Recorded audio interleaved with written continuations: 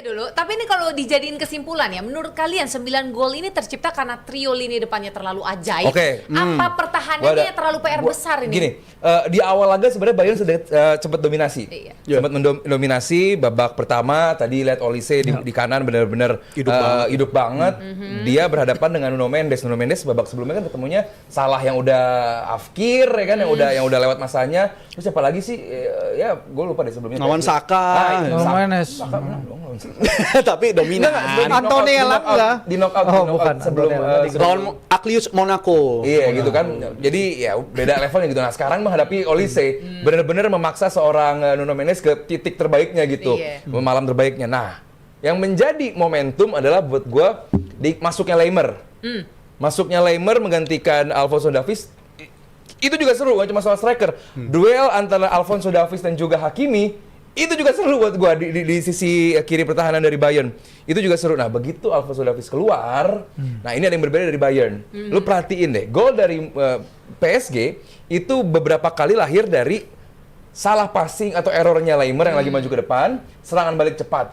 Berkali-kali itu terjadi. Dan itu yang buat gua jadi masalah gitu, bahwa Leimer di game kemarin nggak menunjukkan level yang Vincent Kompany pengenin pastinya, dan benar-benar banyak sekali bola-bola hilang di kaki Leimer. Udah enak tuh build up Luis Diaz begitu masuk ke segitiga akhir mau ke final pass, hilang lagi di Leimer. Akhirnya serangan balik cepat dari PSG yang luar biasa. Abis udah punya momentum, ya udah PSG kayak benar-benar lu megang bola, kita serangan balik 1-2 kali jadi, satu serangan balik jadi.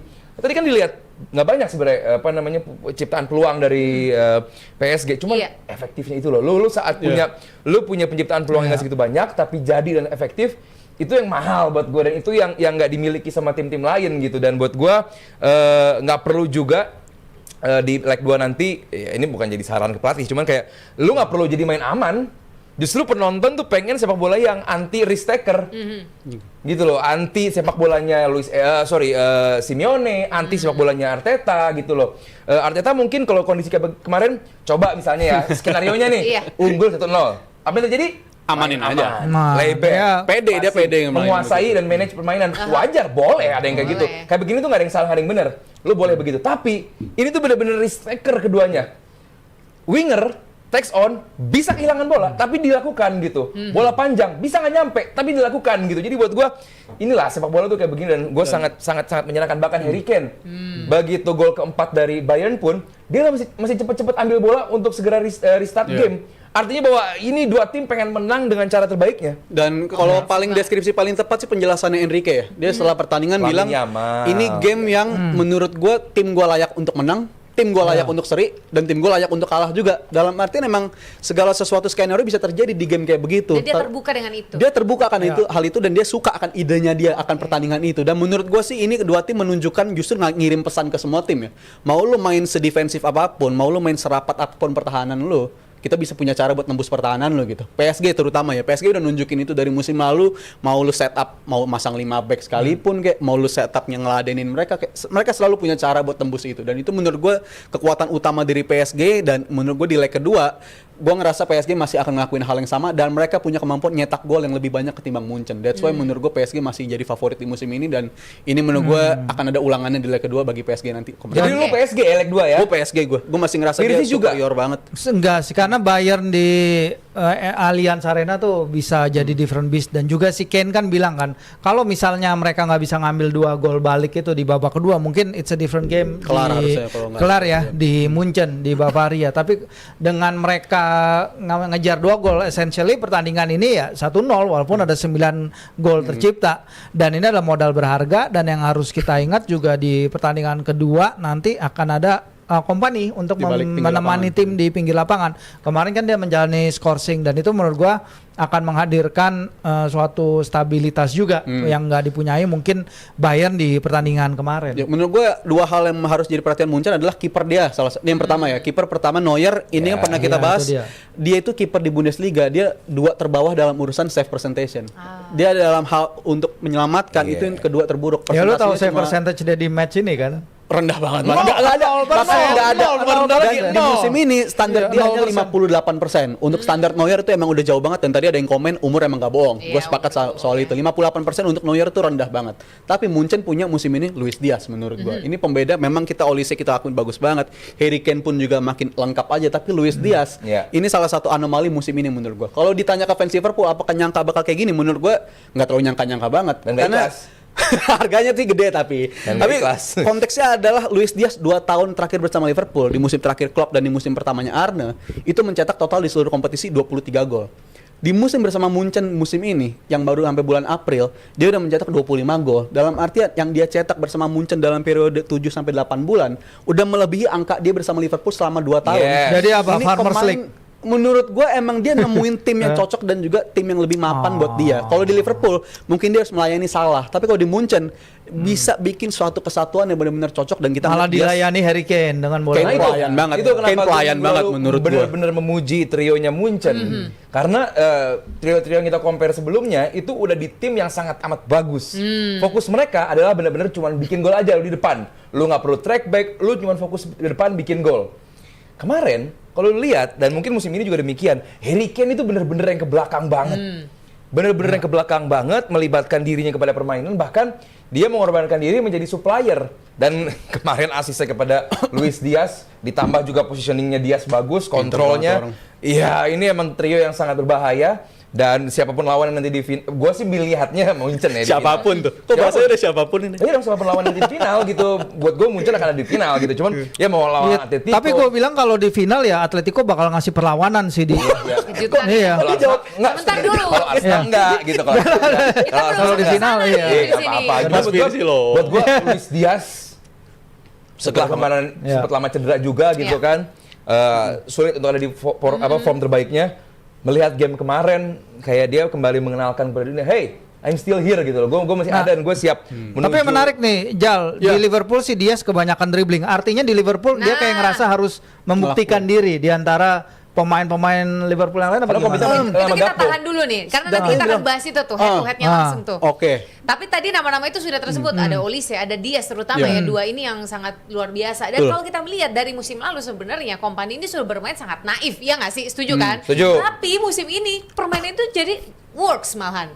Ya Karena mungkin ada Olise dan Diaz. iya, bisa enggak gini.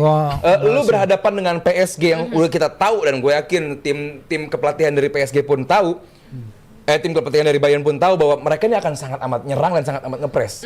Tapi apa yang dilakukan oleh Bayern, dia meladeni permainan dari PSG. Lu main tinggi, kita lebih tinggi. Itu mungkin yang di media disebut sebagai naif. Lu bisa aja, lu dengan midfield lu yang bagus, Bertahan Stanisic, aja gitu. Goretzka, Musiala, Kimmich, lu bukan bertahan aja, maksud gue bisa lu kontrol the game. Di mana Bayern pun di Liga pun ya emang sih liganya, cuman apa namanya di Liga pun cukup bagus gitu dan untuk kontrol the game gitu. Tapi kemarin enggak. Mungkin yang bisa menjadi pembeda adalah lu punya Doué dan juga Kvaratskhelia, kita punya Diaz dan juga Olise. Kalau Kompany nggak mikir bahwa kita punya senjata yang sama nggak? Kalau enggak, gua rasa nggak akan berani seberani itu juga. Cuman saat lu punya Diaz dan juga Olise, buat gua nggak perlu lu main aman sih. Gue setuju sama Firzi tadi. Lu harus risk taker ya, bener-bener risk taker. Jadi buat gua bukan naif sih, tapi berani. Gua nggak bilang dia naif. Gue bilang dia terukur. Dia tahu pemainnya bisa apa. Dia tahu gaya mainnya seperti apa. Dia pasti belajar sih sebenarnya. Naif itu ketika dia di Burnley main ala Burnley Championship. Ala bermain ala Pep dengan pemain kaliber Burnley level championship yang udah gitu dia tambal tapi kan nggak worse ya. Itu adalah naif. Tapi gue bilang dia belajar dari sana dan dia belajar, dia dapat kepercayaan, dia belajar, dia dapat bisa menangani after that job yang buruk banget di Burnley. Dia berhasil untuk mendapatkan pekerjaan di Bayern dan manajemen Bayern percaya sama dia. Di situ dia belajar untuk mengukur diri. Dan ini bukan naif, tapi ini adalah seorang pelatih yang tahu caranya nyerang. Sebenarnya aneh karena dia adalah back yang sangat-sangat bagus sekali dan memang back yang bukan terkenal untuk iya, tapi bukan terkenal untuk mencetak golnya. Cetak dong. Iya, satu gol. Iya, satu itu yang paling terkenal. Iya, lawan Leicester itu paling terkenal. Tapi berapa banyak gol sebelum itu. Jadi memang ini adalah pemelatih yang dia tahu, dia pernah nih dulu kalau di Burnley emang dia sangat naif, tapi kalau sekarang nggak, dia tahu Dia punya apa alasan kekuatan timnya. untuk itu. Iya. Untuk melakukan Betul. itu ada memang bahan-bahannya untuk Betul. dikerahkan Bahannya ada. gitu ya. Dia punya Itu soal identitas. company. Tapi kalau kita bergeser nih ke PSG nih, kita lihat juga Enrique. Ini pertanyaan titipan nih katanya. Apa tuh? Seorang Enrique sudah selevel nggak sama Pep? Nggak. Dan sekaligus juga di atasnya Klopp. Siapa Waduh. yang jawab? Tadi Vinci kayaknya mau merespon apa tuh Liverpool tadi? lah. Silakan. Liverpool nih yang disenggung Klopp. Jauhi kata-kata Klopp dari perbandingan pelatih menurut gua sih ya, karena kalau dibandingin sama Klopp, ini Klopp itu pelatih yang bisa dengan budget yang sangat-sangat terbatas, Asik, budget. tapi bisa mukul Mainin di apa level aja. yang tinggi. Klopp pernah bilang ibarat film-film Rocky Balboa lah, Liverpoolnya dia tuh kayak begitu tuh, tim yang nggak terlalu bisa budgetnya gede tapi bisa bersaing di atas. Jadi Klopp mungkin di tiernya sendiri lah. Tapi kalau perbandingan Enrique dan Nggak mau juga jawab dia gitu. Oke. Dia nggak mau jawab. Diputar-putar, Soalnya kalau mau jawab sangat sebenarnya adalah terbatas. Klopp Tapi tuh kan terbatas. jangan lupa Enrique juga sekarang nggak Nah. dengan berani loh lepas pemain-pemain bintang tetap Betul. bisa berkarya. That's why kalau Klopp berprestasi. gue nggak mau terlalu iniin, tapi kalau antara Pep dan juga Enrique, gue bilang udah satu level. Tapi satu level beda kutub gitu. Pep dan dengan Enrique caranya satu sendiri, level, tapi satu beda level beda kutub. Dalam artian Pep punya sistem yang benar-benar rigid, benar-benar sistemnya pakem banget. Sedangkan kalau di sistemnya Enrique, intensitasnya sama, menghiburnya juga sama, tapi ada unsur kebebasan di sana. Oh, spontan Kebebasan ya. tuh nggak ada, nggak terjadi di eranya Pep menurut gue. Tadi Mas Firji udah nyinggung, winger tuh cenderung kalau dapat bola ya, lu ngelakuin tugas lu, gocek Iya. dikit, passing. Itu pernah dikatakan sama Thierry Henry, bilang bahkan gue pernah gocek-gocek dari kiri pindah ke kanan, gue masih diomelin sama Pep. Tapi di eranya Enrique, lu pemain di kanan lu bisa main tiba-tiba di kiri, Boleh. back kanan lu bisa main jadi sayap kiri, back kiri lu main jadi sayap kanan. Semua kebebasan itu ada. Jadi menurut gue mereka udah satu level, tapi dengan pendekatan yang jauh banget berbeda. That's why gue bilang beda kutub aja, tapi udah selevel. Pep Apakah dan Vinci setuju? Enrique? Ya gue ngelihat Enrique, terutama bandingin dengan job terakhir sebelum PSG yang itu di timnas Spanyol ya. Kita ingat di Piala Dunia 2022 Spanyol kalah dari Maroko di perempat final walaupun mereka melakukan 1000 operan tapi tanpa melakukan shot on goal deh kalau nggak salah. Dan itu benar-benar sangat memalukan sekali ya. Bagi warga Spanyol pun itu memalukan. Basically mereka kalah lawan mantan koloni, bukan mantan koloni sih, tapi banyak orang Maroko kan yang kerja di Spanyol. Nah itu sangat memalukan. Dan untuk Enrique bisa mengubah itu dan membentuk dirinya jadi pelatih ofensif untuk menghadirkan pemain-pemain kayak Kvaratskhelia, kayak Desiree Doué. Oke, kita tahu PSG belanjanya gede-gedean lah. Mereka bisa survive dari bikin kesalahan kayak Randal Kolo Muani ya 90 juta. Hugo Ekitike yang cukup mahal juga ketika dibeli dulu di Frankfurt. And so on and so forth. Itu Gonzalo Ramos yang juga nggak murah dibeli ya 70-80 juta. Tapi basically apa yang dia lakukan sini untuk mengembangkan pemain kayak Desiree Doué, Ousmane Dembele, dia bangkitin lagi, itu adalah suatu hal yang perlu juga dapat apresiasi untuk bangun tim ini dari image tim bling-bling yang untuk jadi juara itu harus ada Messi, harus ada Neymar, Donnarumma dan lain-lain. Tapi dia bangun tim ini lewat etos kerja keras. Nah itu yang sangat luar biasa menurut gua, dan ini membuat dia menurut gua ya selevel atau bahkan di atas Pep sih. Buat gue Di atasnya Pep. atas Coba Pep ulang, Enrique. coba ulang statement itu super strong statement banget. Iya, kalau dia lihat apa yang dia perbuat di klub itu untuk mengubah seluruh mentalitas dalam tim PSG ini, bisa jadi di atas Pep. Enrique di atas Pep. That's Oke, bold, itu that's dari bold. Buat Vinci. gua- Kalau Aldi, Pep selevelnya sama Ferguson. Pep selevel sama Ferguson. Oke, terus Selebihnya masih di bawah. Elit. Enrique elit. Nah, Enrique elit. Luar biasa. Gini lah, kita jangan terlalu, buat gue ya, terserah Firzi, cuman buat gue nggak mau terlalu sering membandingkan tim PSG ini dengan timnya zamannya Messi, karena come on, Neymar cederaan, Messi udah lewat masanya, itu hanya apa ya, kayak tim Saudi tapi ada di Paris. Lu pengen datengin nama-nama besar aja untuk paling nggak biar rame yang nonton Liga 1 jadi banyak gitu. Selebihnya secara kualitas ya masih jauh bagusan tim yang sekarangnya Luis Enrique gitu. Jauh gitu, meskipun ada Messi, meskipun ada Neymar, meskipun ada Sergio Ramos, meskipun ada Mbappe. Lihat, Mbappe ada di timnya Enrique, kepake nggak? Enggak. Pasti nggak kepake.